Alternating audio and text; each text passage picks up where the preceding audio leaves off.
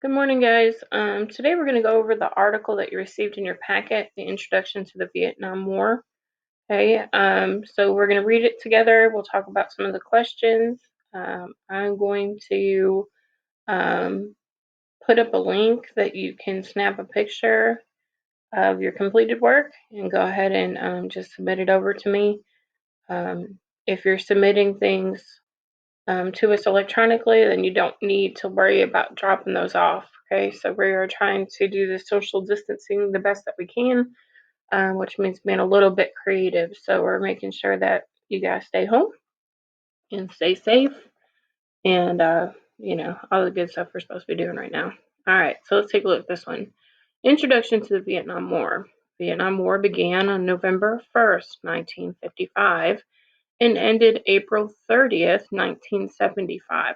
Okay, so if you did some quick math there, you realize this was a 20-year war from 55 to 75. It was fought between North Vietnam, supported by the Soviet Union, China, and other communist allies, and the government of South Vietnam, supported by the United States, the Philippines, and other anti-communist allies. As you read, we're going to identify why the United States entered the Vietnam War and what effects U.S. involvement had. All right, so let's look at first section here. The Vietnam War was the longest and perhaps most unpopular war in United States history. It lasted 20 years from November 1st, 1955 to April 30th, 1975. Despite the decades of resolve, okay, billions of dollars, nearly 60,000 American lives, and many more injuries, the United States failed to achieve its objectives. Okay, so we went there after 20 years and we're still not able to complete the task that they had set out.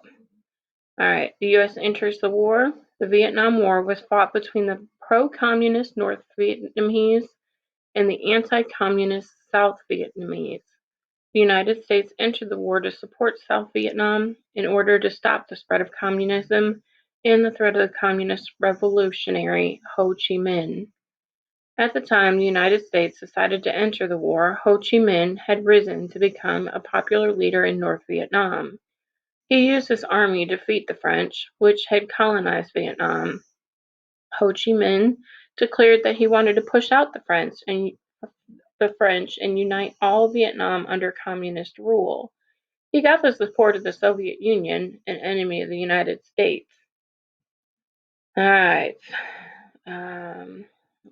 On August 2nd, 1964, gunboats of North Vietnam allegedly fired on ships of the United States Navy stationed in the Gulf of Tonkin. When reports came in that further firing occurred on August 4th, President Johnson quickly asked Congress to respond. At the time, the United States subscribed to the domino theory of communism. A communist victory in Vietnam might lead to communist victories in Laos, Cambodia, Thailand, Malaysia, and Indonesia. Such a scenario was unthinkable to American diplomats. So, with nearly unanimous consent, members of the Senate and the House told Johnson to take all necessary measures to repel North Vietnamese aggression. The Tonkin Gulf Resolution gave the president a blank check to wage the war in Vietnam as he saw fit. All right, so blank check would mean that the president was allowed to do or spend as much as he needed to make sure their objectives were handled. All right, a difficult battlefield.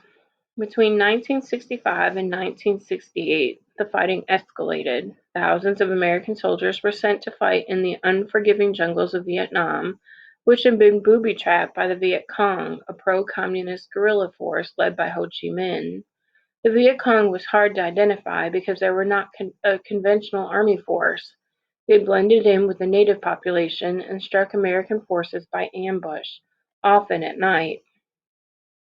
Operation Rolling Thunder. In February 1965, the United States began a long program of sustained bombing of North Vietnamese targets known as Operation Rolling Thunder. At first, only military targets were hit, but as months turned into years, civilian targets were also hit.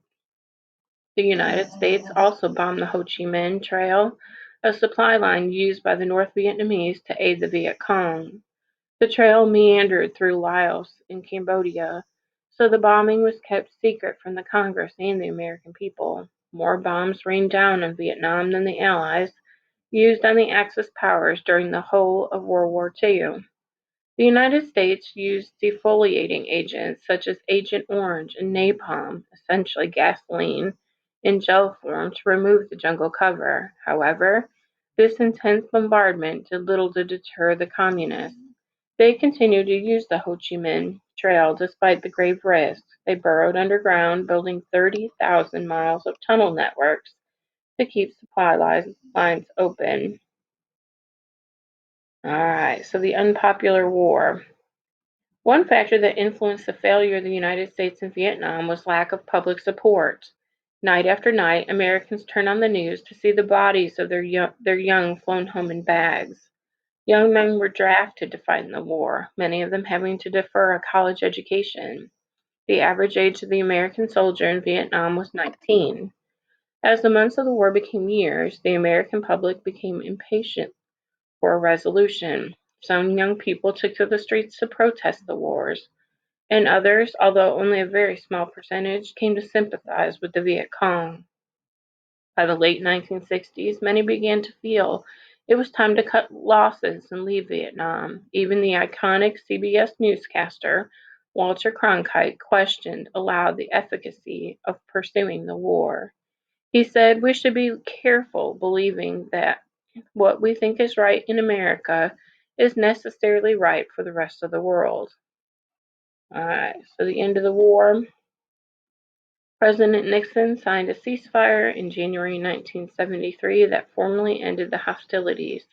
In 1975, communist forces from the north overran the south and unified the nation. Neighboring Cambodia and Laos also became communist dictatorships. At home, returning Vietnam veterans struggled to readjust to normal life. Many suffered from post-traumatic stress disorder, PTSD. Tens of thousands of Vietnamese people lost their homes and were shipped to refugee camps in the United States. In Vietnam, those that survived the war struggled to overcome the effects of Agent Orange, which, according to the Red Cross of Vietnam, caused health problems, disabilities, and birth defects in nearly 1 million people. The use of Agent Orange also destroyed 5 million acres of forests and crops, contributing to widespread famine and leaving hundreds of thousands of Vietnamese people malnourished or starving. All right, so we're going to go back and look at some of these footnotes here. We didn't stop while we were reading to read them, but if they're included, they're pretty important. So we're look here. The word resolve is a firm determination to do or accomplish something. So when we resolve to do something, we decide that that is what we are going to do. Okay. So in this case, President Johnson wanted to enter the Vietnam War. He wanted to stop communists. He made a resolve to do so.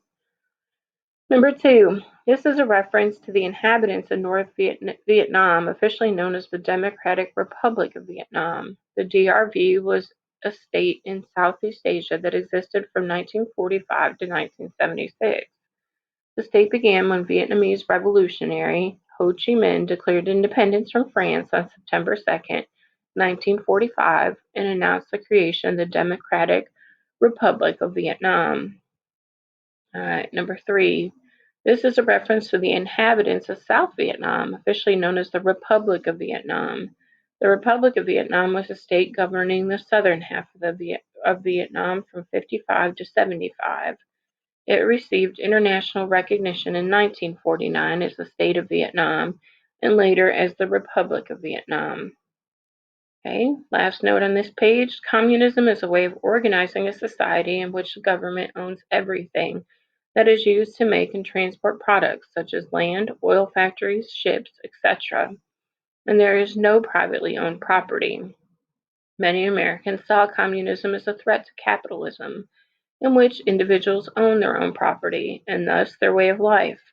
Many Americans feared that communism spread, it would make capitalism less powerful, therefore undermining America's power and influence in the world. All right, continue down here. All right, guys, we just got a couple more notes here in this page 3. Drafting is when a person is ordered to serve in the armed forces versus signing up voluntarily. Gentlemen, when you turn 18, you have to register by law for the draft. That's a real thing, but we have not had to enact a draft in a long time. Okay, efficacy is the power to produce a desired result or effect. So another word for efficacy would be the effectiveness of something. And 13, PTSD is a mental health condition triggered by experiencing or seeing a terrifying event. Sometimes symptoms include anxiety and flashbacks. Okay, and you can get PTSD for all kinds of different things. All right, so let's look at these questions here. Questions 1 through 4, and a couple discussion questions to follow. All right, let me make sure. Yeah. All right, so let's take a look.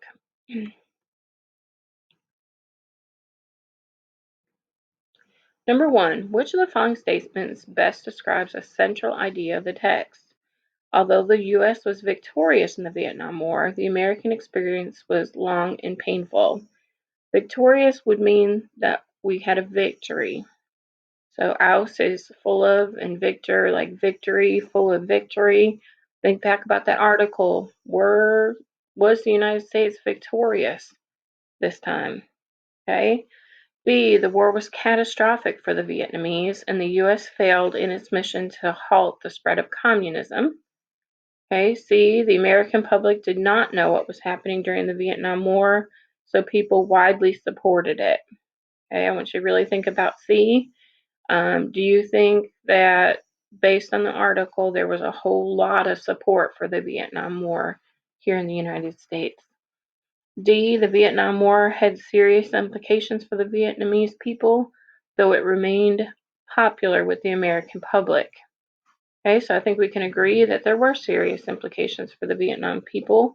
Some of them had health issues as a result. Some of them had to experience famine. Some of them had to go to refugee camps.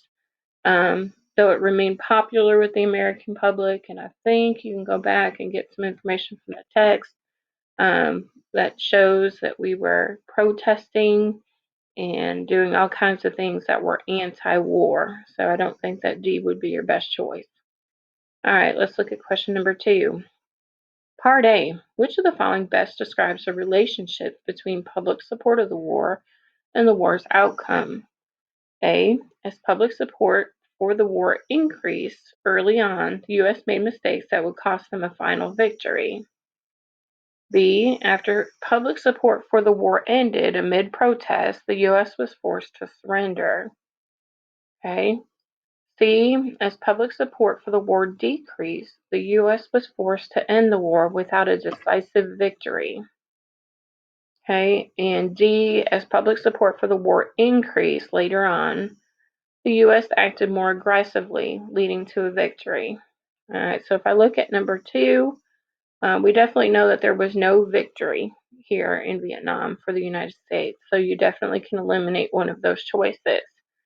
If we take a look at some of these others, there was definitely, it keeps mentioning victory in both A and D, so take a good close at those choice of words. And let's see, we've got B and C here. Okay, think about whether or not the United States surrendered. Okay, so surrendering is a little bit different than just leaving. So you want to make sure that you understand what the questions are asking here. All right, so let's look at number 3. Which phrase from the text best supports answers to part A? Night after night, Americans turn on the news to see the bodies of their young flown home in bags. Okay, so I'm going to say, for discussion's sake here, if we look at number 2 and we think the best answer is as public support for the war decreased, because it definitely did, the U.S. was forced to end the war without a decisive victory. Okay, and we did not win that war. We just kind of just left it. We gave up. So Night after night, Americans turned on the news to see the bodies of their young flown home in bags. That did happen. Some young people took to the streets to protest the wars, and other, although very small percentage, came to sympathize with the Viet Cong. By the late 1960s, many began to feel it was time to cut losses and leave Vietnam. And last, President Nixon signed a ceasefire in January 1973 that formally ended the hostilities. So if we're looking at C here as public support for the war decreased, the U.S. force was forced to end the war without a decisive victory. I think these two questions are a little bit hard, but I want to say that your answer here, C, would make the most sense to support that. By the late 1960s, people began to feel that it was time to cut losses and leave Vietnam. Okay, so they were not supporting the war; it was decreasing in support, and ultimately, they just wanted to leave it the way that it was and get out. All right, number 4. According to the text, which of the following factors was a risk posed by the threat of the communist revolutionary Ho Chi Minh? Okay, the domino theory of communism, which meant that if one fell, they would all fall. Okay, French colonization of Vietnam. I think the article mentioned that Ho Chi Minh conquered the French and pushed them out of Vietnam, so I don't believe that they were a threat. Separating North and South Vietnam, was that a risk or was that already happening? So think about that. Okay, if it's already happening, then it's not a risk. It is the way that it is. All right, and D, the rise in support for capitalism, that don't believe was a risk. Okay, as there was no indication that they were even looking for that kind of lifestyle. All right, so let's talk about these so that you guys can complete these. Just a few questions here. In your packet, it tells you that all you have to do is pick 3. Um, so I'm going to let you go ahead and stick with that. Make sure that you're writing complete sentences, but I'll give you some ideas here of what to write. How does the quote by Walter Cronkite in paragraph 10 contribute to the central ideas of the text? We should be very careful believing what we think is right in America is necessarily right for the rest of the world. Okay, so there's a lot of discussion about whether or not we should have even gotten involved in Vietnam. Okay, we lost a lot of people. Um, it cost our country a lot of money, and we didn't get anywhere with it. Okay, but America has a tendency to believe our way is the best way for the rest of the world. Um, so, think about that and think about how that text, that quote from Walter Cronkite, might contribute um, to the overall ideas of the text. Okay, so we talk about the ideas of this text being that Vietnam was an unproductive war. It was a really long war. It was a lot of casualties or deaths in this war. There was a lot of just a lot of a lack of support from people in the United States. All right, we look into discussion questions. In the context of this article, what makes people go to war? Okay, so you should be able to answer that on your own. Think about why the American government might have want to send people over to Vietnam. Okay, I would draw from what you know and maybe think about some other wars and think about, particularly, most of you guys know a little bit more about World War II. So you might want to think about why America got involved against Hitler and some of those things. Yeah, I think you should be able to draw from your background knowledge for that one. Number 2, according to the case of the Vietnam War, what do you think is the role of media in influencing public opinion? Right now, the media is huge with everything that we're experiencing with COVID-19. Lots of good information, a lot of misinformation. Um, the media is currently playing a huge role in public opinion. So we need to make sure, that we're making those kind of connections. So according to this case of Vietnam War, what do you think the role of media was in influencing public opinion? Well, if you're watching the news every day and all they're showing are body bags coming back from Vietnam it's going to have an effect on the viewers. Okay, so think about what effect that would have had on public opinion. Do social media platforms like Twitter, Facebook, and Instagram play a unique role?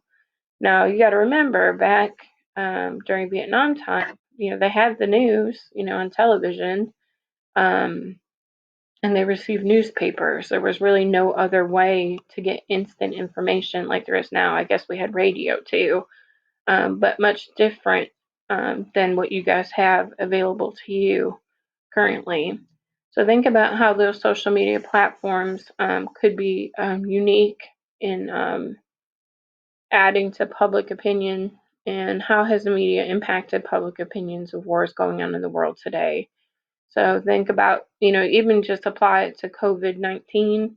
I want you to think about how the media and how some of those social media outlets are kind of impacting what is going on right now in our own lifetimes. All right, guys, number 3, given what you know about Vietnam, how do you think other countries might feel about our approach to foreign relations? Does this differ from or mirror opinions you've heard from your friends or at home? Okay, so different times you may have heard your parents or your grandparents speak about our government's involvement in things, um, and they might have a distinct opinion about whether or not we should be getting involved in such things. Okay, so think about what you know, okay, and what you think. Do you think we should have gotten involved in Vietnam? Was it our problem? Okay. Do you think that in current situations with this current pandemic, do you think that we needed to get involved with China early on or with Italy early on?